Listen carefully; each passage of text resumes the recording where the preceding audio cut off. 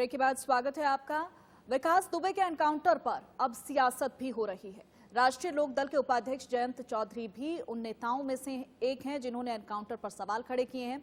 उनसे बात की है इंडिया न्यूज की सीनियर एग्जीक्यूटिव एडिटर प्रिया सहगल ने। हमारे साथ हैं जयंत चौधरी, आरएलडी के नेता और यूपी से भी हैं। जयंत जी, सबसे पहले मैं आपसे सवाल करूंगी कि विकास दुबे की हत्या के बारे में, एनकाउंटर डेथ हुई है, इसके बारे में आपकी क्या राय है?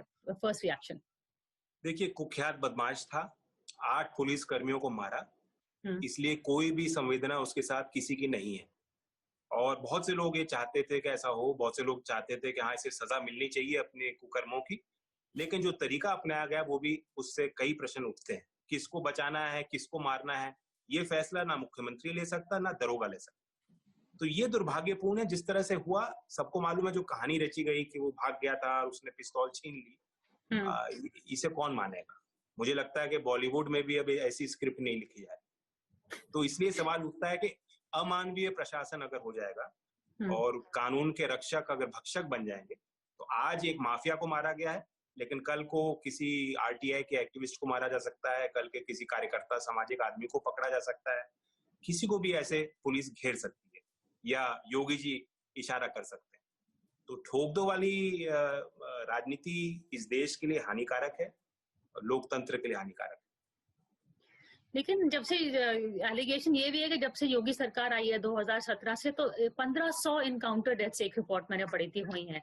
तो ये एनकाउंटर, और ये भी कहा जा रहा है, अखिलेश यादव से मेरी सुबह बातचीत हो रही थी, उन्होंने जिक्र किया था कि ऐसा कल्चर हो गया है कि जो पुलिसमैन एनकाउंटर डेथ्स करते हैं तो उनको प्रमोशन मिलती है और प्लम पोस्टिंग्स मिलती है। तो एक तौर से एनकाउंटर्स आर बीइंग इनकरेज्ड। बिल्कुल, उनको इनाम घोषित करती है सरकार, और आपने देखा होगा इसलिए सबके जो पांव पे गोलियां लगती हैं एनकाउंटर में, और पुलिस वालों को दिखाया जाता है। अगर आप देखेंगे कि उनको चोट लगी, चोटिल हुए, लेकिन कहाँ चोट लगी, बस वो गोली उनके करीब से निकल गई। तो एक ही फॉर्मेट है और उस फॉर्मेट को नीचे तक उस फॉर्मेट को फैला दिया गया है, उसको सब लोग फॉलो कर रहे हैं, पालन कर रहे हैं। बहुत खतरनाक है।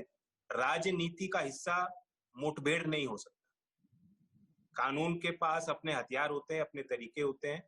पुलिस वालों की जिम्मेदारी होती है कि आप इन्वेस्टिगेट करो, आप पकड़ो, लेकिन फिर दोबारा आपको फिर वहां कोर्ट में उनको पेश करना होता है, अपने केस को दुरुस्त करना होता है।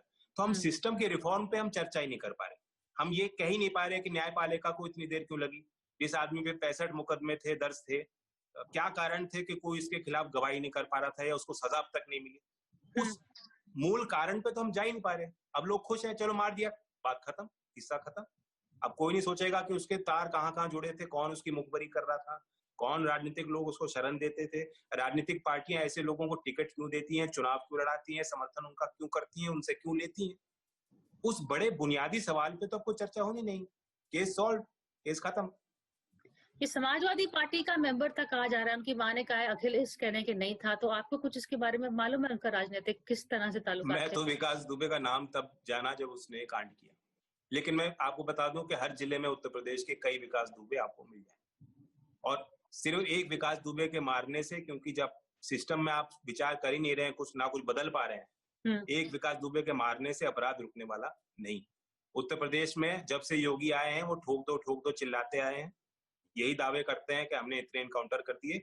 यूपी ने तो एडवर्टीजमेंट में, यूपी सरकार ने ये खुद सारे अखबारों में पेश किया कि हमने इतने एनकाउंटर कर दिए, जो राजनीति की तरह उसको पेश किया गया। लेकिन परिणाम क्या मिला है? जनता को इस सबसे मिला क्या है? तो बॉटम लाइन को देखें ना, हमें मिला क्या है? अपराध तो नहीं रुके। अगर अपराध रुके होते, 2 साल में सारे अपराधी डर गए होते, तो विकास दुबे जैसे लोग क्यों मार किया उन्होंने पुलिस वालों को? अब तक तो हिरासत में हो जाने थे या भाग जाने थे बाहर।